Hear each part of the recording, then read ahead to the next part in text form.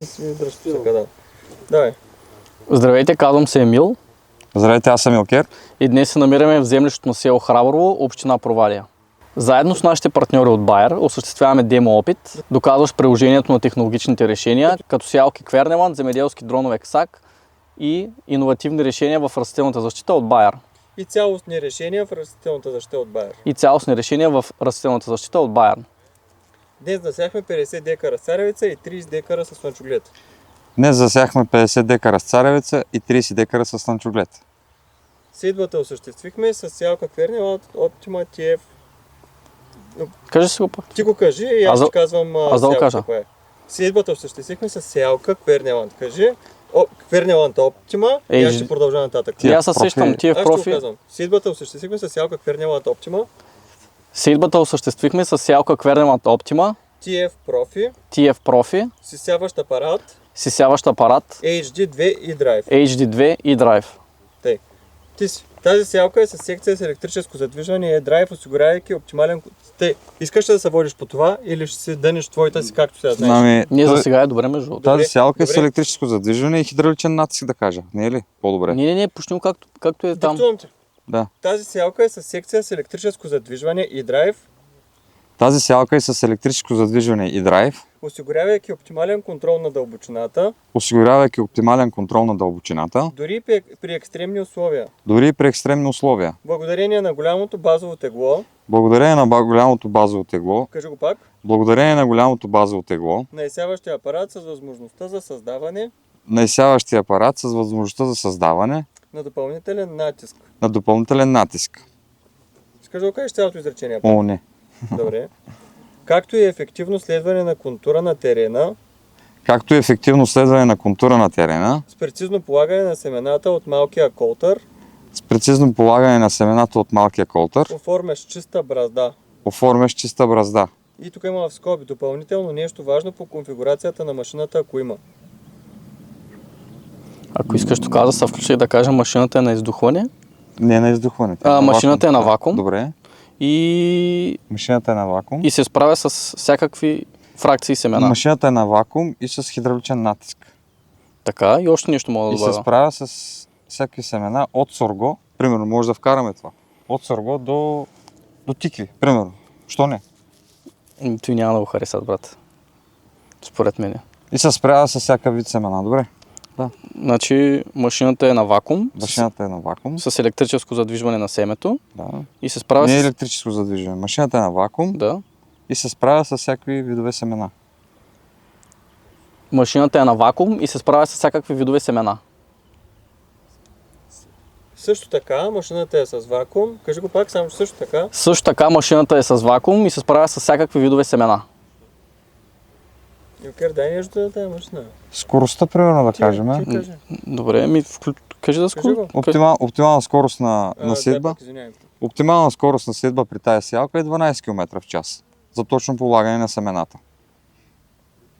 Или сега кажи за точното полагане на семената, оптималната скорост. За точното полагане на семената, оптималната скорост на тази сеялка е 12 км в час.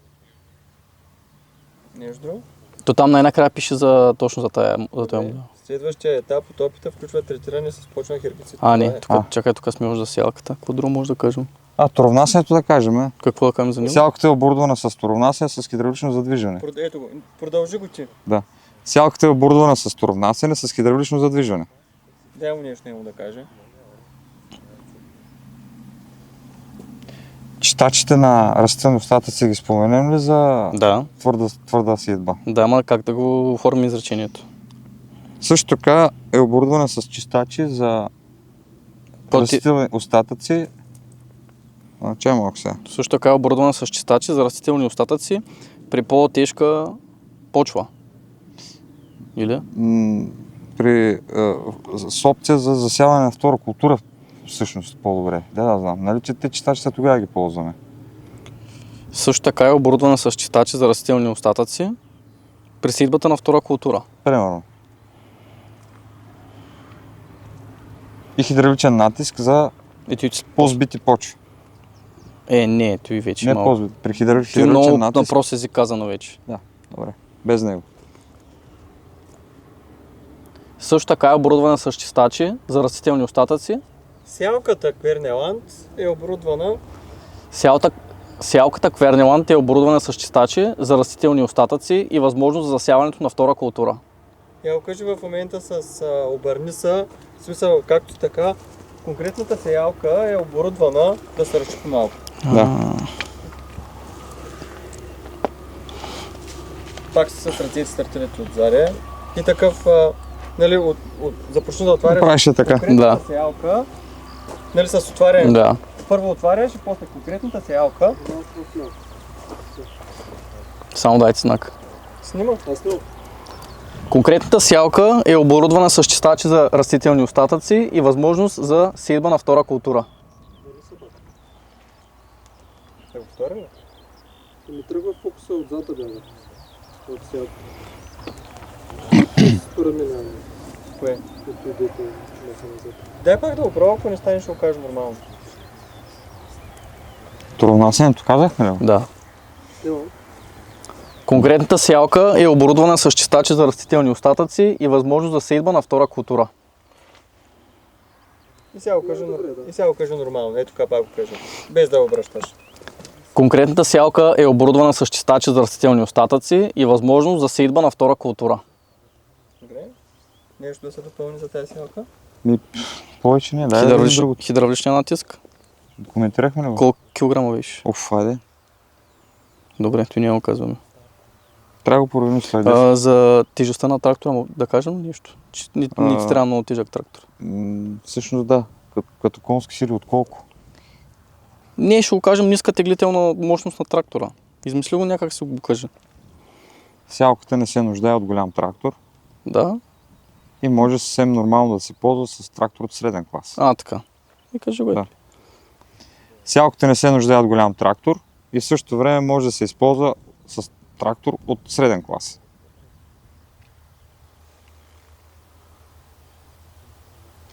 И вече мисля, че там може да... Кой има друго? Налягането в хидравличната система трябва да бъде около 100 бара. Не, той според мен са вече... Не, според Да. 100 бара. Чак, 20. Добре. Не е Айде да смисъл, видим че друго наистина какво са пише. големи подробности. Не, аз в момента търсих само за хидравличен натиск. Не остай го, няма да го коментирам. Ние ни казахме общо дето всичко важно. Да, Според реално мен. важното. Да. Казахме, че има хидравличен натиск, не е нужно да Той е уточняваме, хубаво ли по-добре да напитат. хубаво клипа да не става много дълъг, защото... Да. Добре, тогава имаме да завършваме следващия етап от опита, включва третиране с почвен хербицид, приложен чрез земеделски дрон Ксак Пистобро, който осигурява равномерно покритие и ефективност при опазване на културите. Това вече завършваме видеото. Очаквайте кадри с дрона. Примерно, Да. мога да кажа аз. Да. Очаквайте кадри с дрона. Добре. Очаква следващия етап, ти ще кажеш в следващия етап, очаквайте кадри с дрон. А пък ти ще кажеш това, което аз и сега И говоря. колегата Димитър Атанасов, примерно, защото той ще е тук, нали така? Да. Утре вече. Да, това утре, да. Нали ти ще го продължиш после? да. И аз ще кажа, че нали, той ще дойде утре, нас Да. няма да има да знаят хората. Да. Добре, значи ти си имал следващия етап от опита, включва третиране с почвен хербицид, Следващия етап от опита включва третиране с почвен хербицид, приложен чрез земеделски дрон Ксак Пис100 Pro, приложен чрез земеделски дрон Ксак P100 Pro, който осигурява равномерно покритие и ефективност който осигурява равномерно покритие и ефективност при опазване на културите. при опазване на културите. И ти го... И какво беше сега? а, Следващите кадри. Следващата фаза след засяването е третиране с дрон. Нали го казах? Аз го казах. Добре, Да. тогава значи трябва да е следващ... Кой ще е колегата? Димитър Атанасов. Значи да го свържем с специалиста при дроновете, Димитър Атанасов. Примерно. Ще Да, кажи просто... в продължение на видеото Димитър Да. Атанасов ще обясни повече за третирането и работата с дрон Да, Ксак да. Пис100 Pro. В продължение на видеото, колегата Димитър Атанасов ще ви разясни работата с дрон.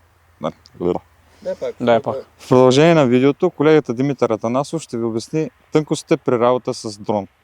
Ксак Пис100 Pro. Ксак P100 Pro. Окей. Мисля, че е окей. Да продължим ли още? Нещо Не. друго... Май Не, няма. То май няма. всичко казахме. Да, всичко казах. Да.